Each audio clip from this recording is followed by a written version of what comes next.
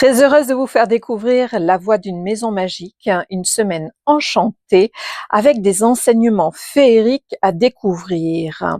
De Virginie Breteau avec moi, une co-création, je dirais, céleste, puisque Virginie est partie rejoindre des étoiles en juin 2024. Et donc, elle me guide, elle m'accompagne, puisque c'est elle qui est à l'origine de ce livre. Au départ, nous étions partis ensemble avec un autre groupe de femmes. Nous étions 7 au total, et nous avions fait une retraite spirituelle en Bretagne en novembre 2022. Il y avait un côté très très très magique.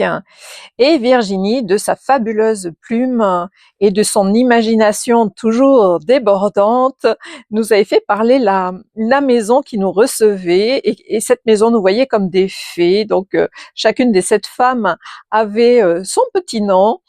Et Virginie n'a pas eu le temps de terminer cet ouvrage. Donc, elle m'avait fait promettre de publier ses écrits. Chose faite avec La vie est un cadeau. Si vous avez suivi un petit peu, je vous ai fait une précédente vidéo pour vous présenter ce livre. Et puis également, elle est l'inspiratrice de mon tout premier oracle, puisque c'était aussi l'un de ses rêves de créer un oracle. L'oracle Fée et Rire. Donc Virginie, la fée Virginia, m'a inspiré tous ses livres. Mais pour autant, c'est de celui-ci dont je vous parle à l'instant. Donc, La Voix d'une maison magique, eh bien, va vraiment nous inviter à entrer dans une maison pas comme les autres. Toc, toc, toc, entrer. Il va y avoir différents chapitres, vous voyez, l'éveil des murs, pluie de présence, cercle des âmes, l'art d'être soi, danse des ombres, le fil de la création, les larmes de l'océan, le chant silencieux et la vue de la maison. Et dans chacun de ces chapitres, qui voit débarquer cette fée dans son univers, cette maison se demande bien ce qui se passe, quelle folie leur prend, et elle va décrire ce qu'elle voit, ce qu'elle reçoit comme information, ce qu'elle perçoit, ce qu'elle ressent, des mémoires en lien avec des objets, et elle va nous parler comme un humain pourrait nous le faire. Il y a un côté très mystique, un côté aussi très drôle, très enlevé, et pour chacun des chapitres, il y a des enseignements.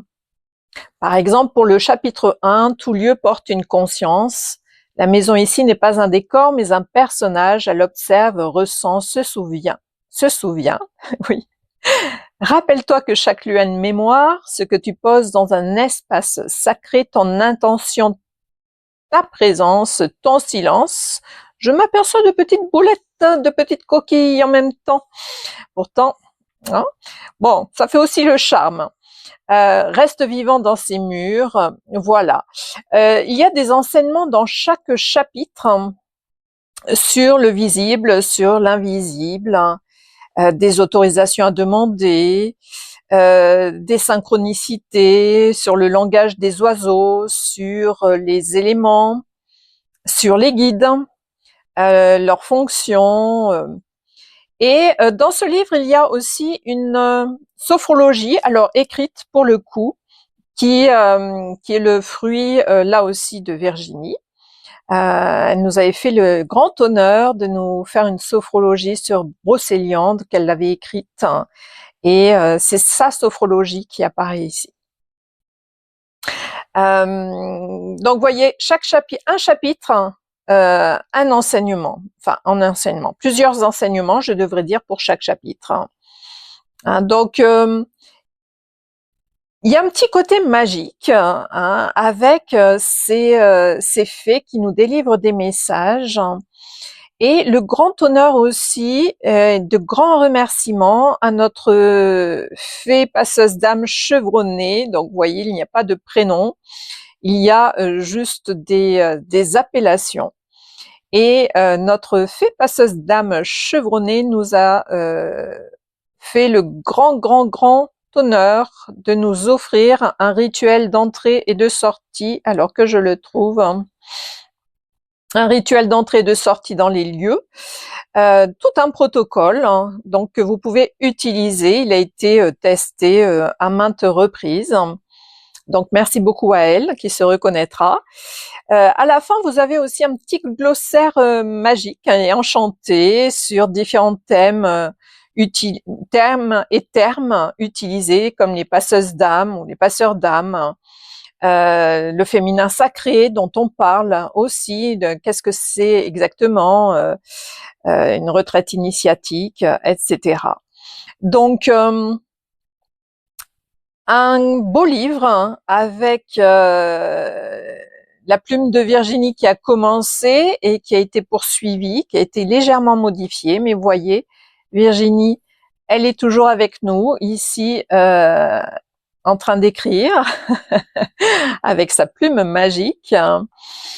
Nous avions un univers très particulier toutes les deux avec les licornes et tous ceux qui ont connu Virginie se souviennent bien évidemment de sa joie de vivre, de son enthousiasme, de son rire, de son sourire, de son boost pour nous. Elle était vraiment là tout le temps pour nous booster. Elle nous disait tout le temps que la vie est un cadeau, c'est ce qui nous reste et c'est un privilège pour nous de lui rendre hommage tous les jours en mettant cela à profit. Et voyez sur l'image, nous étions aussi liés par le monde des licornes, le monde enchanté. Et donc à la fin, vous avez les autres ouvrages de la maison d'édition L'Effet Mystère qui vient de se créer il y a peu. Donc tout se met en place petit à petit. Cela demande du temps, mais en tout cas, c'est avec cette grande joie que je vous présente La Voix d'une maison magique qui fait partie de la trilogie avec l'oracle fait et rire et La vie est un cadeau. Donc c'est vraiment la collection des fées, la première collection des éditions L'Effet Mystère. Et donc vous trouvez ces livres sur Amazon. Je vous mettrai les liens dans la description. Et ce que je voulais vous dire, c'est que là, semaine prochaine, très rapidement, semaine prochaine, dernier délai, la collection Vivre heureux avec les fées qui correspond à des contes pour enfants spirituels, eh bien ça y est, ça arrive et ça a un côté très très magique hein, avec des rituels de bien-être, de relaxation, de sophrologie pour aider à dormir, à se relaxer, à apprivoiser ses émotions, à grandir avec joie. Voilà, je vous remercie pour votre attention, je vous souhaite le meilleur et je vous dis à très vite.